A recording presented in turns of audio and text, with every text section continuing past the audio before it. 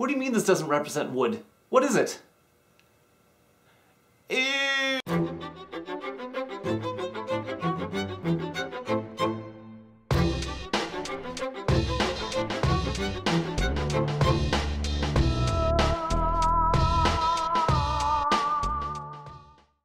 Today's topic is Dungeon Petz, but before I get into talking about Dungeon Petz, I need to talk about its predecessor, Dungeon Lords. Now, Dungeon Lords came out about a year to 2 years ago, and it's a game that I was hotly anticipating to play. It was put out by one of my favorite designers, Vlaada, Chvátil, which I know I just slaughtered his name right there, so I'm sorry. What you gonna do? Anyways, he's responsible for some of my favorite games, such as Through the Ages, Space Alert, and Galaxy Trucker. And I know him as putting out thoroughly enjoyable games. They're usually kind of rules complex, but his rules usually have a good amount of humor in them, and it helps get you through. They're highly thematic, they usually make sense. So when Dungeon Lords came out, I had to get a hold of it, especially because of the Vlaada legacy, and also the artwork for that game was phenomenal. Oh yeah, and the theme of being a Dungeon Lord and trying to stop the evil heroes just really appealed to me. Now, the problem with that game is it didn't live up to my expectations. It was an overly long, overly complex, far too puzzly game that it didn't really appeal to anyone I showed it to, especially myself. So with great reservation, I eventually got rid of it. But even though I had that experience with that game, when I heard about this game, Dungeon Petz, I was immediately stoked once again, because it had that same beautiful, just gorgeous artwork. It's made by Mr. Vlaada again, and I really had to see if maybe this would overcome my my huge disappointment with Dungeon Lords. So yeah, Dungeon Petz. It's put out by Czech Games Edition. It is a 2 to 4 player worker placement game with a strong puzzle aspect to it. Will this game overcome my trepidations? Let's see. But before we go to the game explanation segment, I do want to say that the rules are really, really long. I'm not a big fan of overly long rules explanations. I put a lot of work into keeping my times down, and I tell you, I edited the bejesus out of this, and it still hits around 22 minutes. And I think I took out about 11 minutes of usable footage, and that's what we're left with. So I hope you guys can, make it through to the end. Yeah, it was there's a lot to this game, so hope to see you on the other side. Good luck. This is a 4-player setup of Dungeon Petz. What you see here is the progress board up at the top, which shows your progress through the 5 rounds in the game. This contains a bunch of imps who would love to come home throughout the game if you take the required action. This is where you'll see all the exhibitions that you'll be entering your pets in for reputation, and this shows all the customers that you'll be selling your pets to for 2 times the reputation, and also some minimal amounts of gold. This is the main board here. This is where you take all of the worker placement actions throughout the game, and then each player gets their own personal burrow board where they store all their stuff. And one of the nice things about this board here is it actually shows you all the steps in the game in icon form, and there's also some useful iconography to show you the breakup of all the cards in the game, and also a lot of the cause and effects of different needs and other factors in the game. The final thing here is the pet display board, and this is where each player puts their own cages and pets.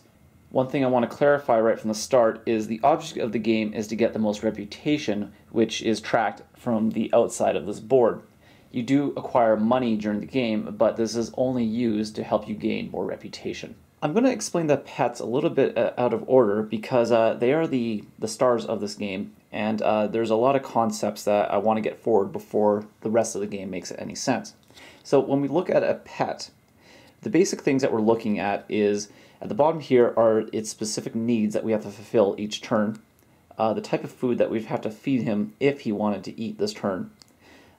This over here tells us if he's allowed to be sold or not.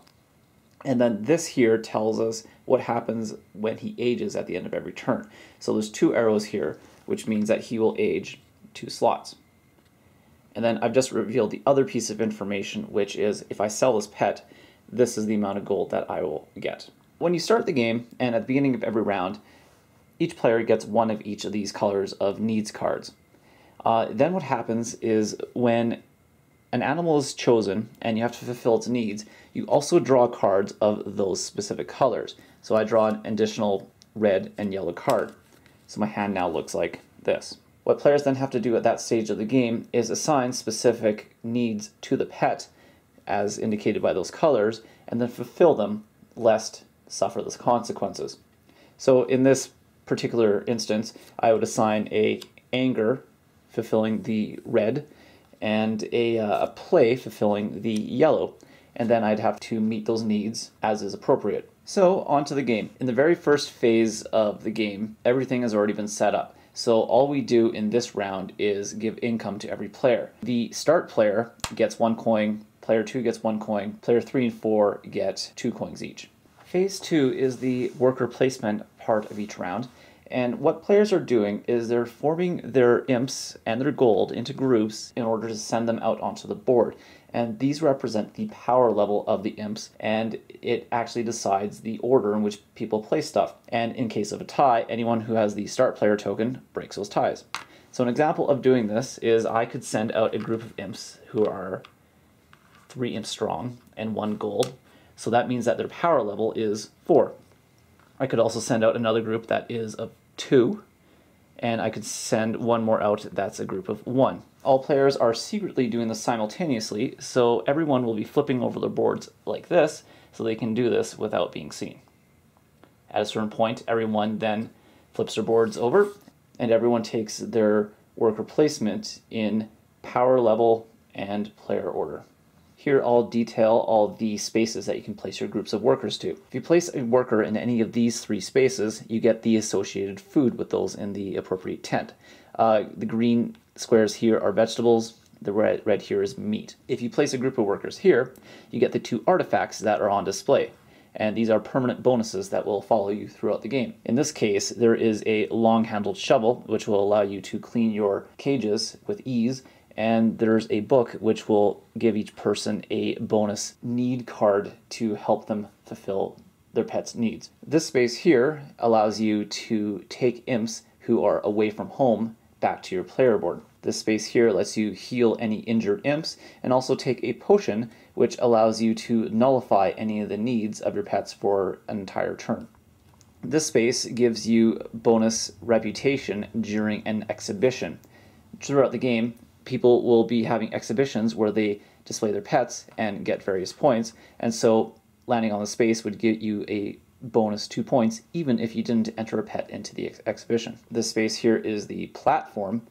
Normally when you sell a pet to a customer, you get reputation ×2, but if you have someone here, you can assign it to that customer to up the reputation and get ×3.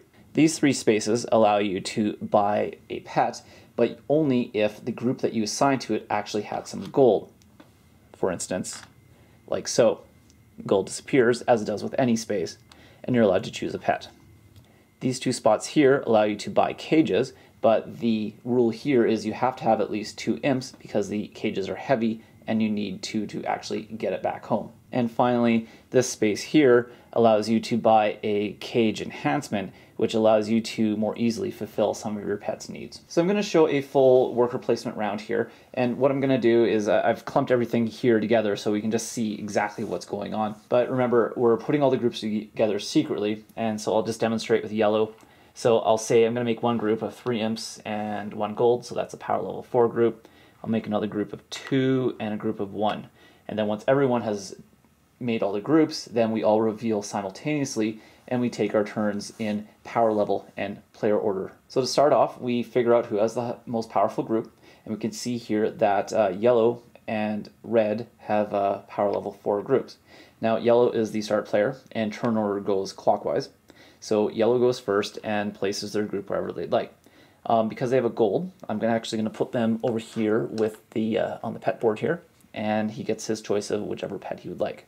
So we'll take this one, and we'll put it down here to be used later. Now Red also gets to take a turn, and we're going to have him also buy a pet. He's going to buy this slightly older pet, and also put it down here by his board. So now we look for the next powerful groups. So we look at the threes. You can see here that only blue and green have groups of 3. So starting with blue, because of player order, blue gets to choose a spot. And blue will also choose an animal, the last animal that can be bought this turn, and he'll take that and put that by his board. Now the next player who has a group of 3 goes, so that's green. And green can choose any spot they'd like, and we'll have him go over here and take these vegetables here. Although he doesn't have a pet to feed, he's just getting food for later. And the food actually goes onto his burrow board here into this vegetable section. And the interesting thing about food is it ages. At the end of every single round, any food that you have here gets moved down a spot.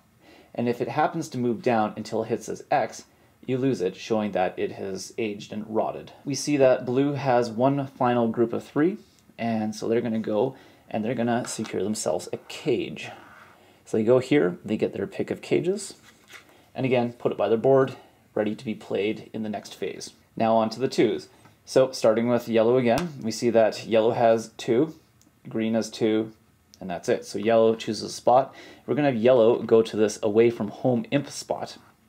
What this does is it allows them to take imps who are away from home on this progress board here, and they get to take all the imps of their color on the current round and to the left. So in this case, there's only actually one imp to choose, and so we put him down here. In later turns, let's say like this had been round 4, had I taken this action, I would have gotten to take all of my yellow imps.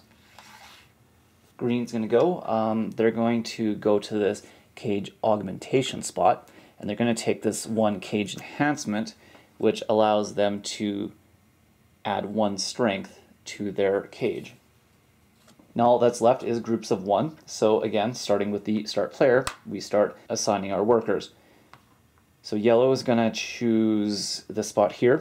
This would allow him to heal any imps who are in the hospital here, but he has none. But at least he gets to take a potion card. Blue is going to take this mixed food stand, so he gets 1 meat and 1 vegetable. Green's going to land on this +2 spot for the exhibition, which moves this guy up 2 spots. Red's going to move to this artifact spot, which gives him permanent bonuses. He has a long-handled shovel, which is going to help him clean his cages. And he also gets this book, which he immediately gets to choose a need card of his choice, which he'll permanently have for the game. So he's going to say he's going to take a yellow card. He's going to place that in his vault, just as a reminder that that's what he has. And now he's going to start every single round with 5 cards instead of the standard 4 that everyone else will. Green has decided that they don't want to go out. They'd rather leave an imp home to possibly do an action at the end of the round. Red's going to go and grab some meat. Red's also going to assign someone to this platform, and then Red's finally going to withdraw one of his imps for later. Once phase 2, the worker placement phase, is done, we move on to phase 3, which is the arranging of our pets in cages. So what we do is we take anything that we acquired in the current turn and place them down here somewhere. So if I had a cage, it would have went into one of these slots, and then I get to assign my pets. Now here I didn't acquire any cages, so he has to go into the existing starter cage. When you assign all your pets to all their cages, you then have to draw needs cards because you're going to have to fulfill specific needs for them. In this example, we have a red and a purple need that he needs fulfilled, and so we draw those two. Now, like I said before, you start every round with your standard 4 needs cards, and here I'm just going to add the red and the purple.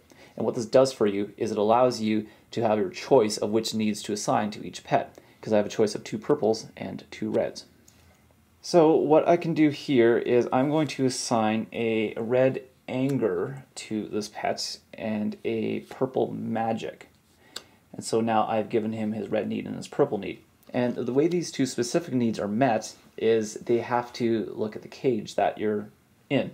So a cage starts with a certain amount of strength and a certain amount of anti-magic. Now strength beats anger, so if I have 1 anger and the cage is 1 strength, the need is met and nothing bad happens. And the same thing happens with magic.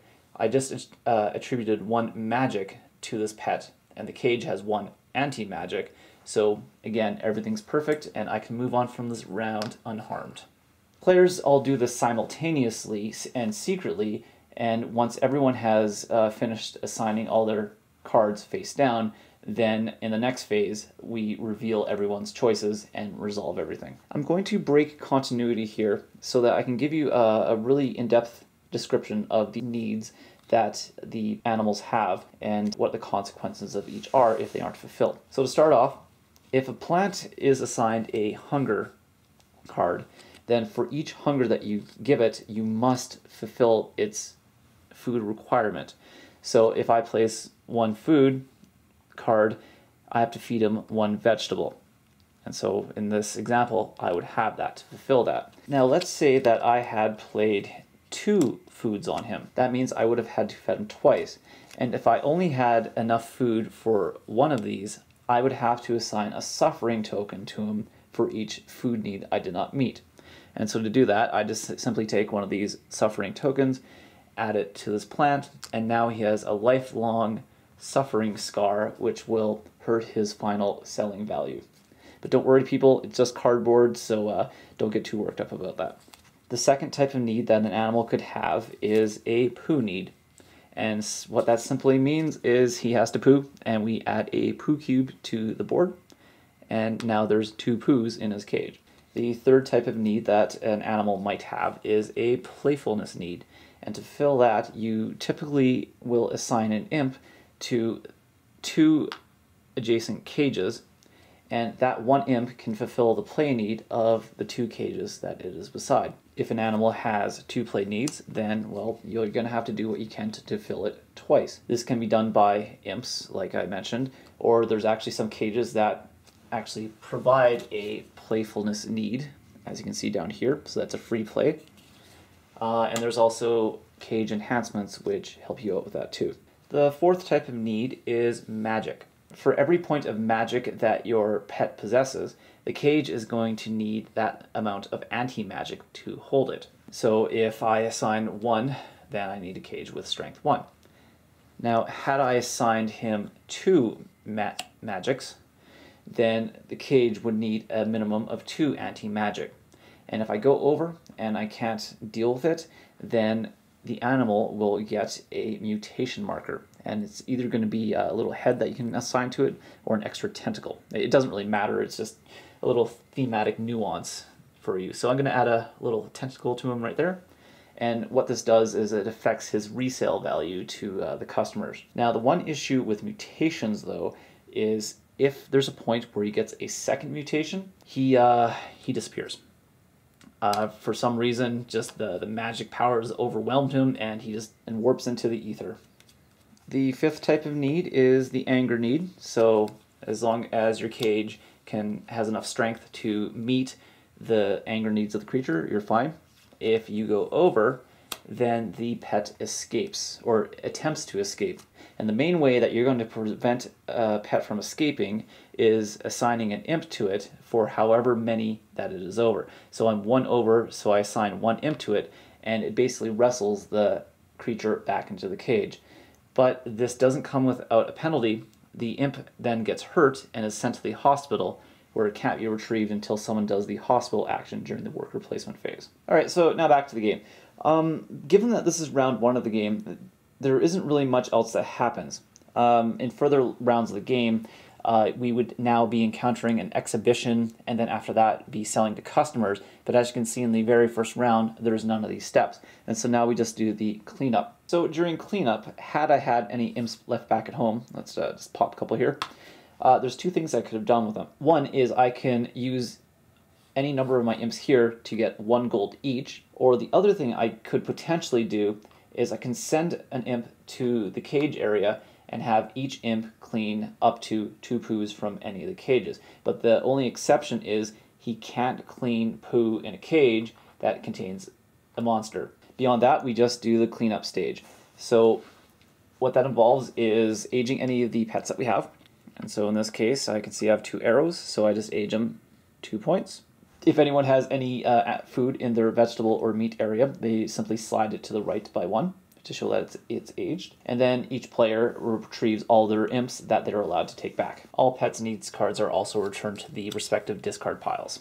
And so here we are at the beginning of round 2. And so what happens is new information had been revealed. So like we reveal a future exhibition and a future customer so that we can actually plan ahead and try to score points based on these criteria. We refill the board. So we put out new cages, new animals, new augmentations, and new food stashes. And I didn't mention this before, but the way you put out food is based on the current round's exhibition. So this tells me to put out 3 food and then 2 vegetables and a meat, and then a meat. And then finally, each player gets their income from the turn. This guy was the start player, so we move this to the left.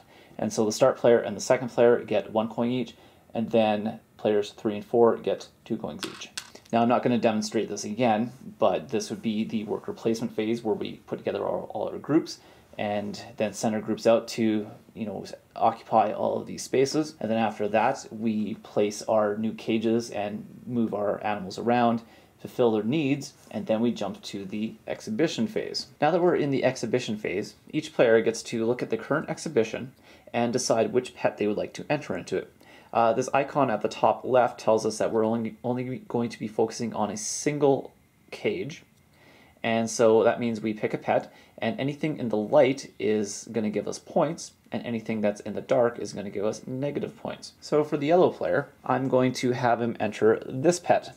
And based on this criteria, I'm going to get 2 points for every anger that he has, and I'm going to lose 1 point for every sickness. And so looking here, I can see that I have 1 anger, so that's 2 points, and minus 1 sickness, so I get 1 point for the current exhibition. Looking at the exhibition track, I can move my guy up 1 space, and so that's a score for the round. All the other players calculate their values for their pets,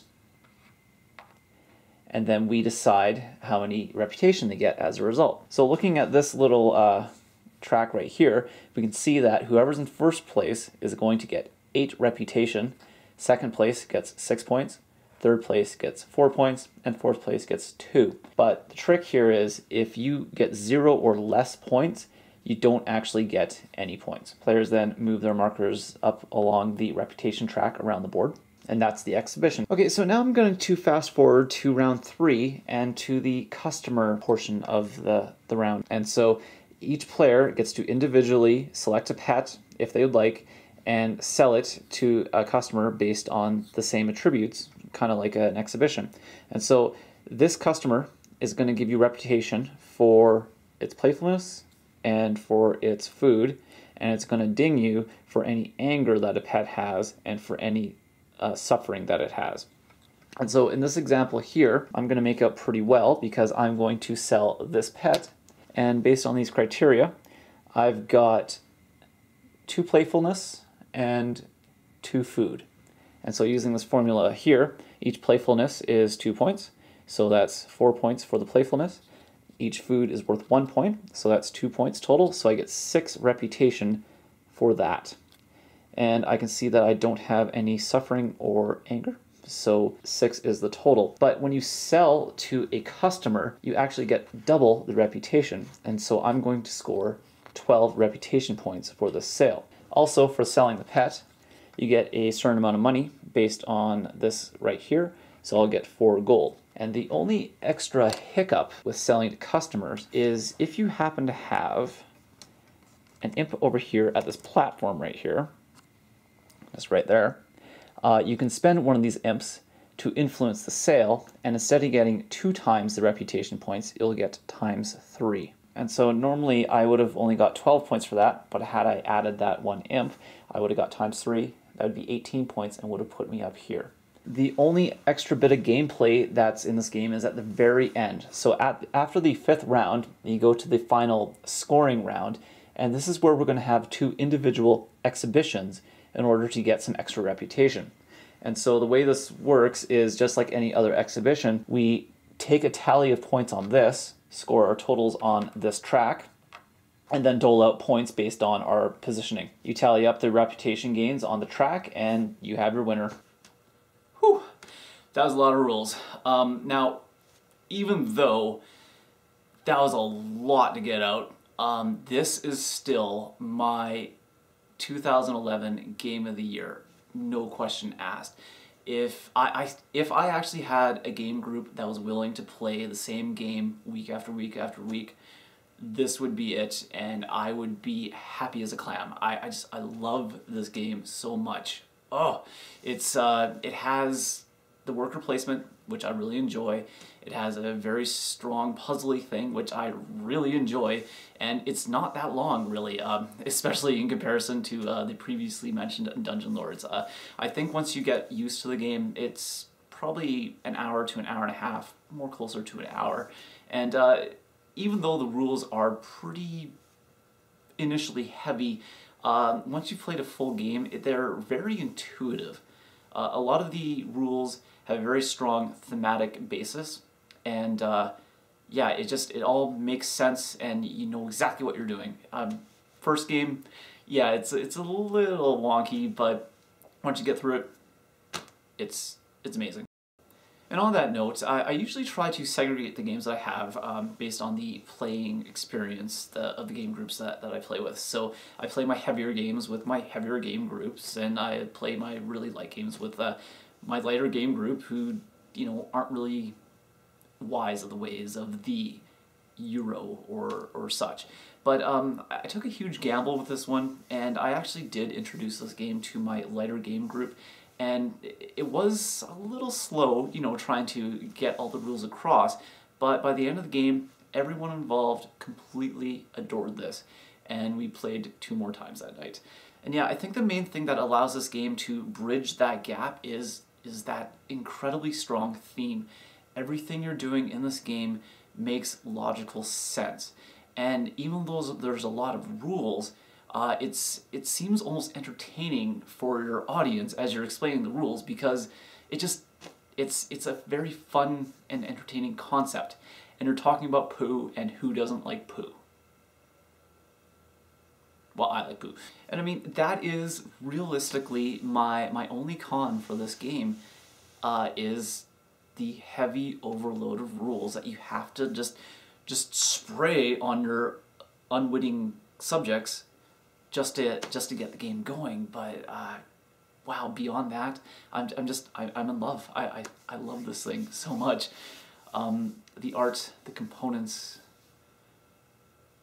the theme. I just keep repeating myself over and over again, but it's amazing. And one of the crazy things about this game is, you know, the theme is you're buying pets in order to raise them and to later on sell them to customers. And you know, you're going to have some missteps during the game, and you're going to, you know, inflict some suffering on your pets unintentionally. And it's actually possible to, you know, add so much suffering to a pet that it might actually die. And it's crazy that, you know, you're sitting there playing a game and you actually feel sorry for these poor cardboard imaginary creatures that you're you know, accidentally neglecting. But it's something to be said for the game that, you know, it's actually giving people this emotional response.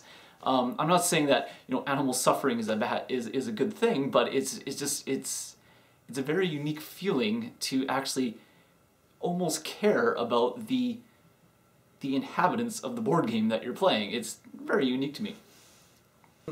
I do want to mention scalability. I've played this game with 2 players and with 4 players, and because of the mechanics used in the 2-player game to you know, make the worker placement part of the game as cramped as it would be with a 4-player game, it really doesn't feel very different.